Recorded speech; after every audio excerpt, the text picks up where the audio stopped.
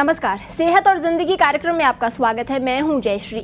उम्र के साथ साथ बच्चों के व्यवहार में बदलाव होते रहते हैं, खासकर जब वे बच्चों से टीनेजर बन जाते हैं तब। किशोरावस्था ऐसी उम्र है जिसमें उम्र और शरीर में बदलाव होने के साथ साथ बच्चे के व्यवहार में भी कई बदलाव आते हैं। टीनेज ऐसी उम्र होती है जिसमें पेरेंट्स को बहुत सोच समझकर कोई कदम उठाना पड़ता है। टीनेज बच्चे थोड़ा विरोधी स्वभाव के भी होते हैं। ऐसे में कई बार अगर माता पिता बच्चे पर ठीक से ध्यान ना दे तो रिश्तों में दूरी आने लगती है, बच्चा अकेला महसूस करता है और कई बार गलत रास्ते पर भी चलने लगता है। इसी पर आज हम बात करेंगे। हमारे साथ स्टूडियो में मौजूद है साइकोलॉजिस्ट डॉक्टर अखिलेश जैन जी। अखिलेश जी, आपका बहुत बहुत स्वागत है। नमस्कार, थैंक यू। अखिलेश जी, सबसे पहले जानना चाहेंगे टीनेज क्या है? देखिए, जब हम टीनेज की बात करते हैं तो टीनेज एक वो महत्वपूर्ण पड़ाव है किसी भी व्यक्ति की ज़िंदगी का, जब बच्चे से वो एडल्टहुड में प्रवेश करता है। तो जब हम अगर उम्र के हिसाब से बात करें तो जो 10 साल से लेकर के जो 19 ईयर्स तक की जो एज है उसको हम टीनेज या एडोलेसेंट फेज कह सकते हैं लाइफ की। तो टीनेज इसलिए बहुत ज़्यादा महत्वपूर्ण है क्योंकि टीनेज में बच्चे में ना केवल शारीरिक बदलाव होते हैं बल्कि उसकी सोच में, उसकी जो मनोवैज्ञानिक दशा है उसमें, उसके व्यवहार में, उसका जो सोशल पर्सपेक्टिव है उसमें, सभी चीज़ में काफ़ी महत्वपूर्ण बदलाव होते हैं। इसलिए टीनेज एक ऐसी एज है जिसमें पेरेंट्स का जो जिम्मेदारी है वो बहुत ज़्यादा बढ़ जाती है। जी, टीनेज में क्या ज़रूरी बदलाव देखे जाते हैं? देखिए, टीनेज में चूँकि ये वो एज है जिसमें हमारी बॉडी में हार्मोनल चेंजेस होते हैं। तो अगर आप जब बॉयज़ की बात करते हैं तो बॉयज़ में जनरली गर्ल्स के मुकाबले थोड़ा सा लेट चेंज होते हैं। उनकी जो आवाज़ है वो भारी होने लगती है, उनके जो जेनाइटल्स हैं वो ज़्यादा डेवलप होने लगते हैं, पिंपल्स आना, एक्ने होना, आवाज़ का हस्की हो जाना, बॉडी मसल्स मास बढ़ना, हाइट बढ़ना, ये सब बदलाव आप अगर फिज़िकल बदलाव की बात करते हैं तो बॉयज़ में आते हैं। गर्ल्स में जब हम बात करते हैं तो जो ब्रेस्ट डेवलपमेंट है, उनके जेनाइटल्स जो डेवलपमेंट है, उसके साथ साथ मेंस्ट्रुएशन शुरू होना, हेयर का आना, तो ये सब बदलाव फिज़िकल बदलाव हैं जो गर्ल्स में आते हैं। इसके साथ साथ अगर आप जब उनकी मेंटालिटी की बात करते हैं तो निश्चित रूप से इस समय में जो एक बच्चे की जो थिंकिंग होती है उसके इतर एक थोड़ा सा लॉजिकल थिंकिंग, एब्स्ट्रैक्ट थिंकिंग की तरफ वो जाने लगते हैं। जैसे बच्चा नाउ एंड हेयर के अभी जो है वो अभी करना है, उससे इतर वो एक थोड़ा लॉन्ग टर्म में सोचने लगते हैं, वो अपना कंपैरिजन करने लगते हैं दूसरे से, और उसके चलते कहीं ना कहीं वो एक खुद की आइडेंटिटी बनाने की कोशिश करते हैं, खुद की स्टैंडिंग चाहते हैं, एक इंडिपेंडेंस चाहते हैं। तो ये सब बदलाव हैं जिनको ना केवल बच्चों को इसके बारे में अवेयर करना ज़रूरी है बल्कि पेरेंट्स का भी संज्ञान इसके बारे में बहुत ज़रूरी है। जी सर, जिस तरह से आपने इतनी सारी समस्याएं बताई है तो इन समस्याओं का सामना किस तरह से किया जा सकता है? देखिए, जब हम अगर समस्याओं की बात करें जो कॉमनली, वैसे तो कई तरह की समस्याएं हो सकती हैं, अगर जब हम कॉमनली समस्याओं की बात करते हैं टीनेजर्स में स्पेशली, तो जब टीनेजर्स में इस तरह के फिजिकल चेंजेस होते हैं तो निश्चित रूप से कहीं ना कहीं उनके लिए एक नया एक्सपीरियंस है। तो अगर वो उस एक्सपीरियंस के लिए अकस्टम नहीं है तो कहीं ना कहीं उनमें एक एंग्जाइटी डेवलप होती है, उनमें एक बड़ी वियर्ड सी, एक अजीब सी फीलिंग्स डेवलप होती है, क्योंकि जब उनके सेक्सुअल ऑर्गन डेवलप होते हैं, उनके बॉडी में चेंजेस आते हैं, उनके सोच में चेंज आता है, तो कहीं ना कहीं उनमें एक अलग तरह के भाव उत्पन्न हो सकते हैं। बच्चा अपने आप को या तो बहुत ज़्यादा मोटा, बहुत ज़्यादा पतला, या कहीं ना कहीं वो अपनी जो अपना जो उनका दिखने का जो तरीका है उसको लेकर के वो बहुत ज़्यादा कॉन्शियस हो सकते हैं। ऐसे में वो यह चाहते हैं कि जो दूसरे लोग हैं वो भी उनको उसी रूप में देखें जैसे कि वो अपने आप को देख रहे हैं। तो कहीं ना कहीं ऐसे में कई बार उनको बॉडी इमेज प्रॉब्लम्स हो सकती हैं, गिल्ट कॉन्शियस हो सकते हैं। तो ऐसे में ज़रूरी ये हो जाता है पेरेंट्स के लिए कि वो बच्चों को इन बातों के बारे में अवगत कराएं, वो उनको इस बात का एहसास कराएं कि ये एक नॉर्मल पैटर्न ऑफ डेवलपमेंट है जो इस उम्र के हर बच्चे के साथ होता है, ऐसा नहीं है उनके साथ कुछ ऐसा अनयूजुअल हो रहा है। साथ ही साथ उनको पेरेंट्स अपने एक्सपीरियंस बता सकते हैं कि भाई बिकॉज वो भी उस फेज से निकल चुके हैं। तो अगर इस तरह की बातें करते हैं, उनके साथ एक संवाद बनाते हैं और उनको पहले से इसके बारे में अवेयर करते हैं, समय समय पर उनको एक निर्देशित करते रहते हैं, तो काफ़ी हद तक हम इस समस्या से बच सकते हैं। दूसरी, जब हम बात करते हैं इमोशनल प्रॉब्लम्स की, तो देखिए इस एज में हार्मोन्स भी रेस्पॉन्सिबल होते हैं कहीं ना कहीं। बच्चे में मूड स्विंग्स होना, छोटी छोटी बातों में गुस्सा आ जाना, एग्रेशन थोड़ा ज़्यादा होना, चिड़चिड़ापन होना, ये सब बातें उनमें स्वाभाविक सी होती हैं। तो ऐसे में ज़रूरी ये है पेरेंट्स की उनकी बातों, उनकी जो फीलिंग्स हैं उनको आप वैलिडेट करें। वैलिडेट से मतलब ये हुआ कि आप जजमेंटल नहीं हो, क्रिटिकल नहीं हो। ये नहीं कि बच्चे ने आपको कोई अपनी बात बताई या कोई बात वो कहना चाह रहा है या उसने किसी बात पे गुस्सा किया या कोई भी उसने अपना इस तरह का इमोशन शो किया जो आपको पसंद नहीं आ रहा है, तो आप उसको झिड़क दें या आप उसको नकार दें या आप उसको गलत ठहरा दें। आप कहीं ना कहीं उसकी उस भावनाओं को वैलिडेट करें, उसको सपोर्ट करें कि हाँ भाई इस फेज़ में ऐसा होना संभव है। उसके साथ एक सकारात्मक संवाद बनाएं, उसको कुछ क्रिएटिव एक्टिविटीज़ में इन्वॉल्व करें और साथ ही साथ अपने अनुभव दें और उसकी जो रूटीन हैबिट्स है, उसका खाना है, उसका सोना है, उसको कहीं ना कहीं प्लान्ड वे में चलें। ये इमोशनल हम जब इश्यूज़ की बात करते हैं। जब आप साइकोलॉजिकल इश्यूज़ की बात करते हैं तो देखिए हर 7 में से एक बच्चे में, इस एज ग्रुप में पर्टिकुलरली, किसी ना किसी तरह का कोई ना कोई मेंटल डिसऑर्डर हो सकता है। और ये वो पॉपुलेशन है जो अगर आप ग्लोबली देखें तो हर 6 में से एक बच्चा इस एज ग्रुप का होता है ग्लोबली। तो ऐसे में इनमें चूँकि नई फेज़ है, नई फीलिंग्स आती हैं, तो कहीं ना कहीं ऐसी इस उम्र में एंग्जाइटी होना, डिप्रेशन होना, पैनिक डिसऑर्डर्स होना, इस तरह की जो इमोशनल डिसऑर्डर्स हैं, साइकोलॉजिकल डिसऑर्डर्स हैं, ये पाए जाते हैं। ऐसे में ज़रूरी ये है पेरेंट्स की इन भावनाओं, इसके कारण कई हो सकते हैं। कारण ये भी हो सकता है क्योंकि उसको नया एक्सपीरियंस है, हार्मोनल चेंजेस हो रहे हैं, बच्चा अपने आप को पीयर ग्रुप में एडजस्ट करने की कोशिश कर रहा है, बच्चा अपने आप को एक नए रूप में आइडेंटिफाई करने की कोशिश कर रहा है, बच्चा अपनी एक इंडिपेंडेंस चाहता है पेरेंट्स से। तो यहाँ पर ज़रूरी यह हो जाता है कि पेरेंट्स इन बातों का संज्ञान लें। और जब हम अगर अवसाद की बात करते हैं तो हमें विशेष रूप से इस बात का ध्यान रखना चाहिए कि अगर बच्चे के व्यवहार में आपको लगता है शांत रहने लगा है, कटा कटा रहने लगा है, किसी चीज़ में उसका इंटरेस्ट नहीं रह रहा है, उसकी बातें जो हैं वो कहीं ना कहीं आपको ऐसा अंदेशा देती है कि वो नकारात्मक तक की तरफ जा रहा है, उसके नींद, उसकी एपेटाइट, उसका खाने का जो तरीका है उसमें परिवर्तन आ रहा है, इंटरेस्ट वो अपना खोता जा रहा है, तो कहीं ना कहीं ये इस बात को इंगित करता है कि कुछ ना कुछ ठीक नहीं है। आपको बच्चे के साथ एक सकारात्मक संवाद बनाना चाहिए, आपको उसको प्रेरित करना चाहिए कि वो अपनी भावनाओं को आपको एक्सप्रेस करे, जो मैंने पहले ही बताया आपको। ऐसे में अगर आप जजमेंटल होते हैं या क्रिटिकल होते हैं तो बच्चा फिर आपको अवॉइड करेगा। तो बजाय उसको करने के आप उसको प्रेरित करें, वो अपनी भावनाओं को आपसे जाहिर करे। आप उसको एक सकारात्मक उसका ऑल्टरनेटिव दे सकते हैं, उसको कुछ ऐसी एक्टिविटीज़ में इन्वॉल्व कर सकते हैं ताकि वो उन चीज़ों से अलग रहे, उसके साथ समय बिताएं, उसको कुछ अच्छी बातें बताएं। और अगर आपको लगता है कि भाई ये बातें बढ़ रही हैं तो आप उसको कहीं ना कहीं मेंटल हेल्थ प्रोफेशनल्स के साथ कंसल्ट भी कर सकते हैं। जी, जिस तरह से आपने बताया पेरेंट्स के लिए ये रोल बहुत अहम हो जाता है, तो ऐसे में माता पिता अपनी जिम्मेदारी किस तरह से समझे कि उनकी जिम्मेदारी काफ़ी अहम हो जाती है, बहुत मुश्किल एज ये है। देखिए, निश्चित रूप से ये वो फेज़ है लाइफ का जिसमें, जैसा मैंने बताया, बहुत इंपॉर्टेंट फेज़ है क्योंकि इसमें बच्चे में एक नई तरीके से परिवर्तन आते हैं, चाहे वो बॉडीली आप चेंजेस मान लीजिए या उसके साइकोलॉजिकल चेंजेस मान लीजिए, चाहे उसके सोशल बिहेवियर में चेंजेस मान लीजिए, ये सब आते हैं। तो इसमें पेरेंट्स के लिए बहुत महत्वपूर्ण है कि वो इस बारे में सजग रहें, बच्चों के साथ संवाद बना के रखें। क्योंकि कई बार देखिए एक बहुत महत्वपूर्ण बात और है इस एज में, ये वो एज है जिसमें बच्चा सोशली आउटिंग के लिए जाता है, बच्चा अपने आप को पीयर ग्रुप में एडजस्ट करने की कोशिश करता है। और ये वो एज होती है जिसमें कहीं ना कहीं थोड़ी सी उसमें इम्पल्सिविटी होती है, सेंसेशन सीकिंग टेंडेंसीज होती हैं। तो उसके चलते कई बार ये संभव है कि वो कुछ इस तरह की एक्टिविटीज़ में, जैसे ड्रग अब्यूज़ में, एल्कोहल में या कुछ दूसरी गलत एक्टिविटीज़ में ना पड़ जाए। तो ऐसे में ज़रूरी है, कई बार पेरेंट्स क्या करते हैं, इन चीज़ों को अवॉइड करते हैं, वो बच्चे को अवॉइड करते हैं, उससे बात करना अवॉइड करते हैं। ऐसा कतई तौर पे ना करें। इस समय पर बच्चे को आपकी ज़्यादा आवश्यकता होती है, आप बच्चे के साथ समय बिताएं, उसके साथ सकारात्मक बातें करें, उसकी अगर कोई भावनाएं हैं तो उसको प्रेरित करें कि वो उन भावनाओं को छुपाए नहीं। और वो जब भी संभव है जब आप उसको एक पॉजिटिव इंडिकेशन देते हैं, उसके साथ एक सकारात्मक संबंध बना के रखते हैं। उसको कुछ हद तक आप घर की एक्टिविटीज़ में इन्वॉल्व करिए, कुछ छोटे डिसीजंस जो हैं उन डिसीजंस में आप उसको इन्वॉल्व करिए ताकि उसको एक सेंस ऑफ रिस्पॉन्सिबिलिटी भी डेवलप होगी। आउटडोर एक्टिविटीज़ में करिए, अपने साथ उसको आप सोशल गैदरिंग्स में लेके जाइए।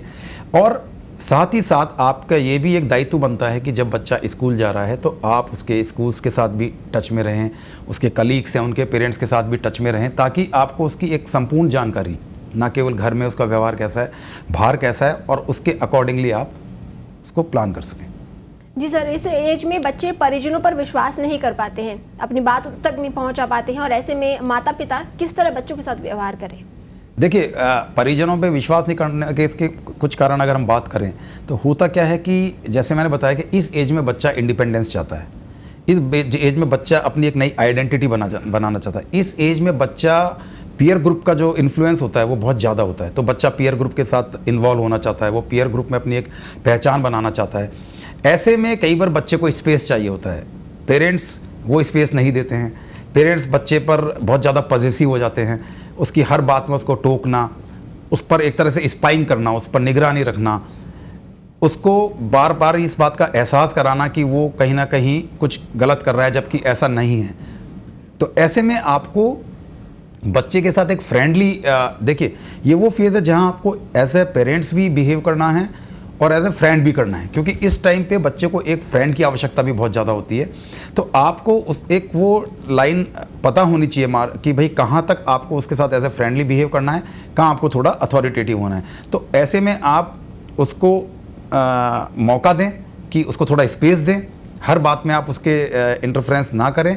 हाँ, जहाँ आपको लगता है कि चीज़ें कुछ सही नहीं है, जैसे इस एज में मैंने आपको बताया था सेंसेशन सीकिंग होते हैं, बहुत ज़्यादा इम्पल्सिव भी हो सकते हैं।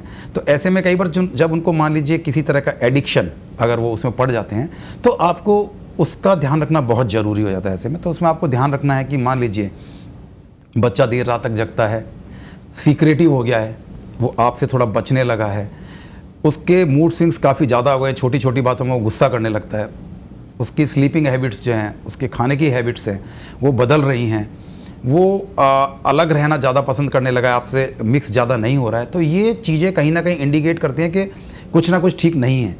तो आप उसके साथ बैठें, उससे बात करें, आप उसकी भावनाओं को समझें, आप अपने आप को उस पर इम्पोज नहीं करें। तो सबसे जो महत्वपूर्ण कड़ी है इन सब बातों में पेरेंट्स के लिए, वो है एक सकारात्मक और सार्थक संवाद। अगर आप बच्चे के साथ संवाद बना के रखेंगे, बच्चे को समय देंगे, बच्चे के साथ थोड़ा टाइम आप व्यतीत करते हैं, उसको एनकरेज करते हैं कुछ क्रिएटिव चीज़ों के लिए, घर के कुछ डिसीजंस लेने के लिए, तो कहीं ना कहीं बच्चे में एक सेंस ऑफ इन्वॉल्वमेंट आता है, एक अटैचमेंट रहता है, वो आप पे ट्रस्ट करता है और वो अपनी जो भावनाएं हैं उनको आपके साथ शेयर भी करता है। नहीं, निश्चित रूप से सुधारा जा सकता है।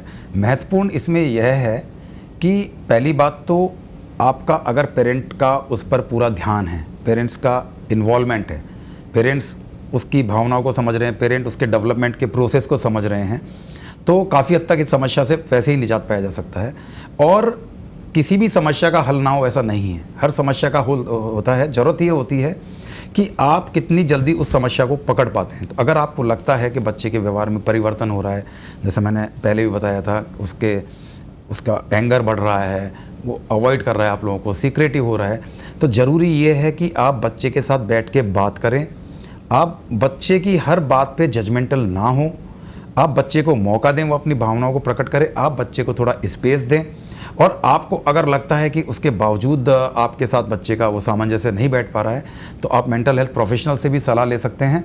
लेकिन महत्वपूर्ण ये है कि एज ए पेरेंट आपकी इसमें जिम्मेदारी बहुत ज़्यादा होती है, आपको सजग होना बहुत आवश्यक होता है।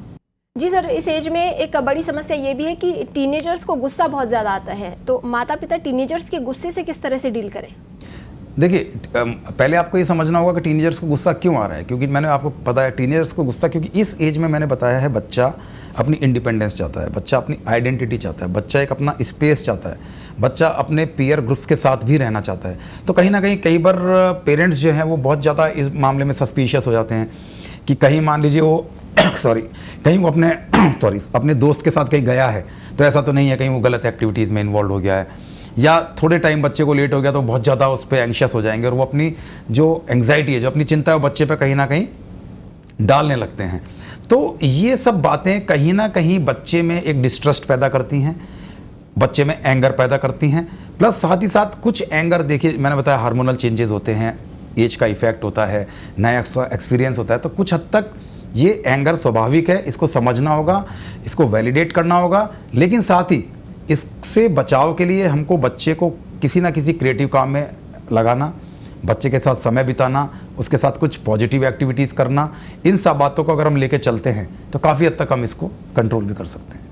जी सर, एक बड़ी समस्या है कि जब से कोरोना आया है उसके बाद समस्याएं और ज़्यादा बढ़ी हैं और ख़ासतौर से टीनेजर्स में मानसिक स्वास्थ्य समस्याएं जो हैं वो बढ़ी हैं। तो ऐसे में क्या टिप्स हो सकते हैं जिन्हें अपनाकर बच्चे की मेंटल हेल्थ का भी ख्याल रखा जा सकता है? देखिए, निश्चित रूप से बच्चे की मेंटल हेल्थ का उतना ही ध्यान रखना जरूरी है जितना उसकी फिजिकल हेल्थ का।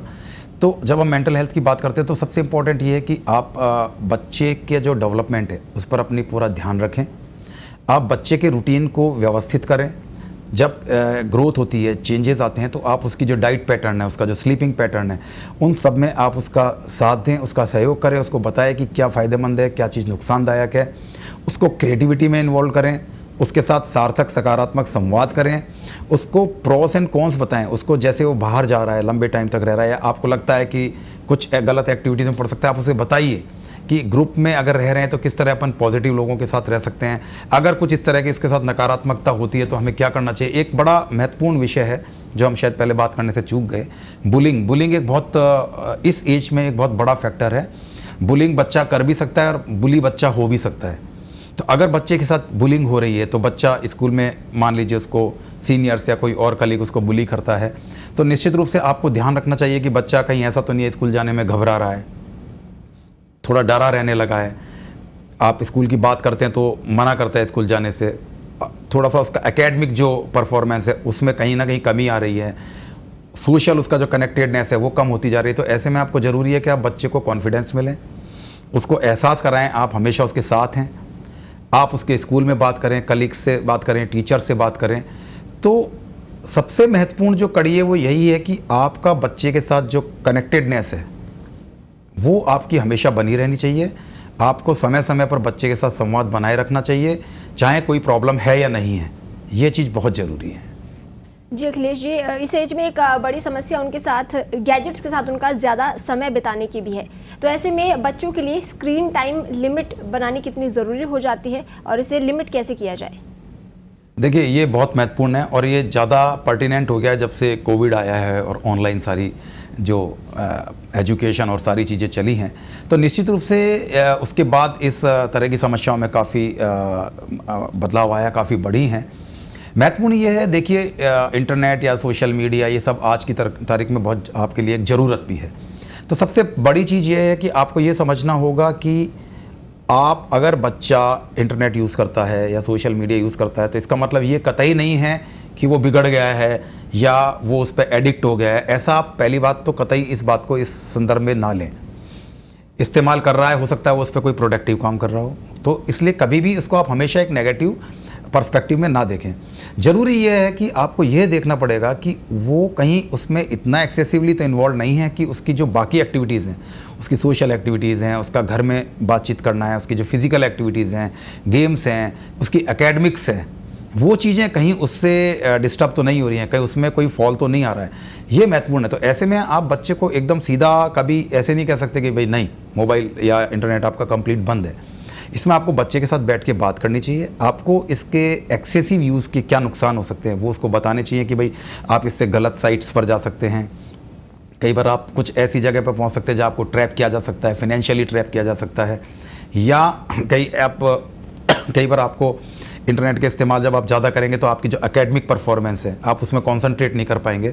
तो आप उसको इसकी प्रोस एंड कॉन्स बनाएं, उसके साथ एक टाइम निर्धारित करें कि हाँ भाई ठीक है, इतना टाइम तुम थोड़ा मनोरंजन के लिए ले सकते हो, इतना अपने एकेडमिक एक्टिविटीज़ के लिए। कहीं ना कहीं उस पर एक निगरानी रहे आपकी, वो ओपन स्पेस में उसको यूज़ करे। और अगर आपको लगता है कि बच्चा रात को ज़्यादा देर जग रहा है, चिड़चिड़ा हो रहा है, सीक्रेटिव हो रहा है, खाना पीना ढंग से नहीं खा रहा है, तो निश्चित रूप से आपको बच्चे के साथ बैठ के बात करनी चाहिए। ज़रूरत हो तो आपको मेंटल हेल्थ प्रोफेशनल से भी मिलना चाहिए। जी सर, यहाँ पर सोशल मीडिया की बात करना भी ज़रूरी हो जाता है क्योंकि इस एज में सोशल मीडिया का क्रेज़ लगातार बढ़ता जा रहा है और बच्चे सोशल मीडिया प्लेटफॉर्म्स के आदी होने लगे हैं। खुद को एक्सेप्ट ना करना, खुद में कमियां निकालना टीनेजर्स शुरू कर देते हैं। तो क्या कदम ऐसे में उठाए जा सकते हैं? देखिए, ये इसमें एक महत्वपूर्ण पहलू यह है कि ऑब्वियसली ये वो एज ग्रुप है जहाँ वो अपनी आइडेंटिटी चाहते हैं, पीयर ग्रुप में एक रिकॉग्निशन चाहते हैं और इसके चलते वो कहीं ना कहीं अपने आप को कंपेयर भी करते हैं दूसरे बच्चों के साथ में। तो महत्वपूर्ण यहाँ ये है कि अगर आपको ऐसा लगता है कि वो बहुत ज़्यादा सोशल मीडिया का यूज़ कर रहा है तो उसका इम्पैक्ट कहीं ना कहीं आपको उसके बिहेवियर में दिखेगा। अगर वो कहीं ना कहीं इन्फीरियरिटी कॉम्प्लेक्स उसमें आ रहा है तो चिड़चिड़ापन रहेगा, उसकी एकेडमिक्स में फॉल होगा, वो कटा रहेगा आपसे, या अगर वो बहुत ज़्यादा इन्वॉल्व हो रहा है, मान लीजिए उसको बहुत ज़्यादा लाइक्स मिल रहे हैं या बहुत ज़्यादा, तो भी वो उसमें बहुत ज़्यादा इन्वॉल्व हो सकता है। तो इसीलिए बहुत महत्वपूर्ण है कि आप बच्चे के साथ समय, देखिए जब आप बच्चे के साथ एक सकारात्मक समय बिताएंगे, आप एक बच्चे के लिए आप खुद एक एग्जाम्पल सेट कर सकते हैं। आजकल होता क्या है कि न्यूक्लियर फैमिलीज होती हैं, पेरेंट्स आते हैं, वो खुद अपने काम में लग जाते हैं या बच्चे के सामने खुद अपने गैजेट्स में लग जाते हैं। तो कहीं ना कहीं जब आप बच्चे के लिए एक इस तरह का मॉडल प्रस्तुत करते हैं तो बच्चा उससे सीखता है। तो महत्वपूर्ण ये है कि आप बच्चे के साथ समय व्यतीत करें, उसके साथ क्रिएटिविटी करें, उसके साथ कुछ इंडोर गेम्स खेलें, घूमने जाएं, उसको कुछ क्रिएटिविटी में इन्वॉल्व करें, ताकि वो जो एक्सेसिव समय है वो इसमें ना लगाए। साथ ही साथ आप उसको इसके प्रोस एंड कॉन्स बताएं कि भाई सोशल मीडिया पर आने वाली हर चीज़ जो है वो सही नहीं है, क्योंकि ये वो एज है जहां आपका डायरेक्शन, आपका निगरानी, दोनों चीज़ें बच्चे के लिए बहुत ज़्यादा ज़रूरी हैं। जी सर, कई समस्याएं इस एज में आती हैं, तो ऐसे में क्या नियम जो है वो पेरेंट्स, माता पिता अपना सकते हैं घर में, जो बहुत ज़रूरी इस एज में हो जाते हैं? देखिए, नियम ऐसे तो कोई आप लेट डाउन प्रिंसिपल तो आप अप्लाई नहीं कर सकते, क्योंकि ये हर चीज़ सिचुएशनल है। लेकिन हाँ, निश्चित रूप से पेरेंट्स के लिए और बच्चों के लिए कुछ चीज़ें जो बहुत ज़रूरी हैं, जिसका हम शुरू से एम्फेसाइज कर रहे हैं जब से हमने बात करनी शुरू करी है। पेरेंट्स को अवेयर होना चाहिए कि जो टीनेज है, एडोलेसेंट है, उसमें बच्चे में क्या फिजिकल चेंजेस आते हैं, क्या साइकोलॉजिकल चेंजेस आते हैं, क्योंकि जब आप अवेयर हैं तो आप उसको हैंडल भी आसानी से कर सकते हैं। तो पेरेंट्स को उन बातों के बारे में अवेयर होना चाहिए। पेरेंट्स को बच्चों को समय समय पर इस बारे में जानकारी देना, जब उसकी सेक्सुअल डेवलपमेंट होता है, फिजिकल डेवलपमेंट होता है, तो उनके बारे में उसको अवेयर रखना, उसको अपने एक्सपीरियंसेस बताना, उसके साथ एक कनेक्टेडनेस बनाए रखना, उसके साथ एक कम्युनिकेशन बनाए रखना, ये बहुत ज़रूरी है। साथ ही साथ बच्चे के साथ आपका फ्रेंडली बिहेवियर तो रहे, लेकिन कहीं ना कहीं आपका एक अथॉरिटेटिव बिहेवियर भी ज़रूरी है, जिसमें आपको ये ध्यान रखना है कि बच्चा अपनी एकेडमिक्स है उसमें पूरी तरह से लगा हुआ है या नहीं लगा हुआ है, जो सोशल उसमें एक्टिविटीज़ में वो इन्वॉल्व है, कहीं उसमें वो गलत तो नहीं जा रहा है। ऐसे में आपका एज ए पेरेंट रोल भी बहुत इंपॉर्टेंट हो जाता है। तो इन प्रिंसिपल आपको सबसे महत्वपूर्ण बात यह है कि बच्चे को समय समय पर जो भी इस तरह की चीज़ें उनके बारे में ओरिएंट करते रहना चाहिए, बच्चे के साथ कनेक्ट रखना चाहिए, कम्युनिकेट करना चाहिए और उसके साथ क्रिएटिव टाइम बिताना चाहिए। और साथ ही ये भी जानना चाहेंगे कि क्या कदम जो है माता पिता उठा सकते हैं जिससे बच्चों के साथ उनका रिश्ता और ज़्यादा मजबूत हो इस एज में? देखिए, वो सभी बातें इसमें शामिल हैं। बच्चे के साथ आपका रिश्ता आपको मंजूर करना, अगर और सॉलिड करना है या और स्ट्रॉन्ग करना है, तो उसके लिए सबसे महत्वपूर्ण बात यही है कि आपको बच्चे को समय देना चाहिए। समय कम हो भले ही, लेकिन जो भी समय आपके पास है उसमें से आप कुछ समय बच्चे को दें। बच्चे को समय देने का मतलब ये नहीं है कि आपने बच्चे को गेम्स दे दिए, बच्चा गेम्स खेल रहा है, आप अपने में व्यस्त है, ऐसा नहीं।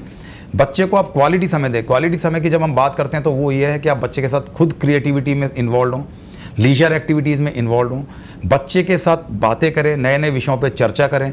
बच्चे को कहीं घुमाने ले जाते हैं तब उससे विभिन्न विषयों पर बात करें। बच्चे को ये एहसास कराएं कि आप हमेशा उसके साथ हैं। उसको अपने इमोशंस को आप अपने आप को एक्सप्रेस करने के लिए प्रेरित करें। अगर आप इन सब बातों का ध्यान रखते हैं, उसको रिस्पॉन्सिबल बनाइए। कुछ छोटे छोटे डिसीजन जो वो ले सकता है, घर के कामों में उसको इन्वॉल्व करिए, जिससे उसमें एक सेंस ऑफ रिस्पॉन्सिबिलिटी आएगी। तो ये सब बातें हैं जो आपको कनेक्ट रखती हैं और मैं समझता हूँ एक नॉर्मल डेवलपमेंट में सहायक हो सकती हैं। जी, और बच्चों का अच्छा सोशल सर्कल होना भी ऐसे में बहुत ज़रूरी हो जाता है, और इस मामले में माता पिता ज़्यादा कुछ कर भी नहीं सकते। तो इस सिचुएशन में क्या किया जाए? देखिए, आपको बच्चे को स्पेस देना जरूरी है, जैसे मैंने पहले भी कहा, लेकिन साथ ही साथ आप इस तरह से उसकी जानकारी रख सकते हैं कि जैसे वो स्कूल जाता है तो उसके स्कूल में क्या एक्टिविटीज़ हैं, जो उसके कलीग्स हैं, उनके पेरेंट्स के साथ आपका अगर कम्युनिकेशन बना हुआ है तो आप उसके तहत भी उनसे जानकारी ले सकते हैं। प्लस आपका अगर बच्चे के साथ संवाद अच्छा है, कम्युनिकेशन अच्छा है, आपका उसमें ट्रस्ट है, वो आप पर ट्रस्ट करता है, फेथ करता है, आपने उसके साथ एक इस तरह का सामंजस्य बिठा रखा है, तो वो कभी भी आपसे अपने बात छुपाएगा नहीं। अगर उसको कोई प्रॉब्लम भी होगी तो वो आपको अपनी सारी बातें बताएगा। तो महत्वपूर्ण ये है कि आपकी कनेक्टेडनेस बच्चे के साथ वो बहुत ज़्यादा ज़रूरी है। जी सर, एक बड़ी समस्या ये भी है कि आजकल इस एज में सुसाइड के मामले बहुत ज़्यादा बढ़ रहे हैं। क्या वजह इसकी आप मानते हैं?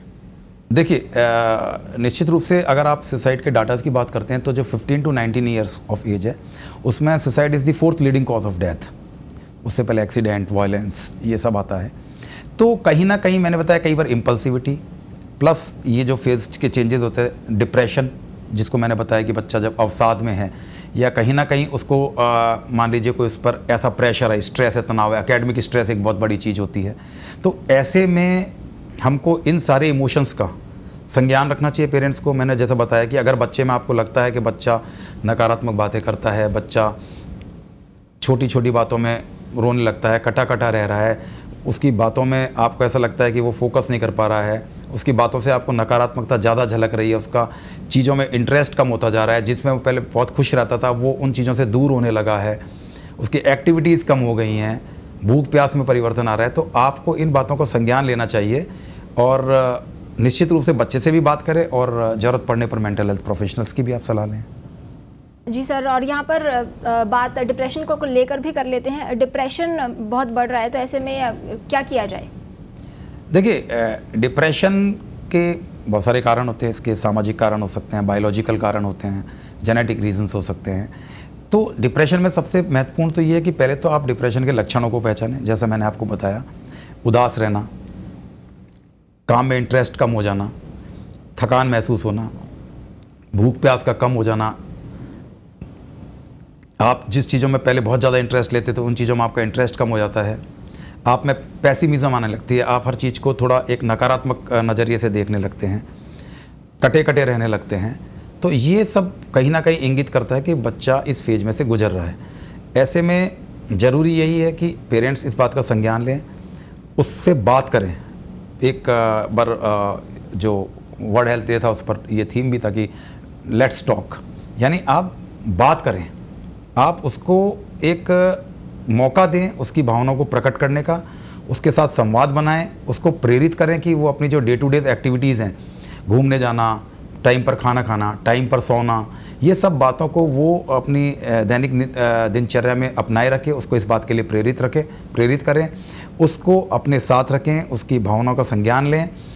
ऐसे में उसको अगर वो कभी बहुत ज़्यादा नकारात्मक बातें करने लगता है, जहाँ की वो सेल्फ हार्म की बात करता है, तो ऐसे में आप ज़रूरी होता है कि आप उसको अपने साथ ज़्यादा रखें, उसको कुछ पॉजिटिव बातें बताएं, तुरंत आप उसको मेंटल हेल्थ प्रोफेशनल्स के पास लेके जाएं, उसके आसपास से कोई भी ऐसी डेंजरस चीज़ है वो हटा दें और हमेशा उसके साथ एक संवाद बना के रखें, हमेशा उसके साथ एक सॉल्यूशन दें, उसकी बातों को सुने, जजमेंटल ना हो, उसको अपने भावों को प्रकट करने दें।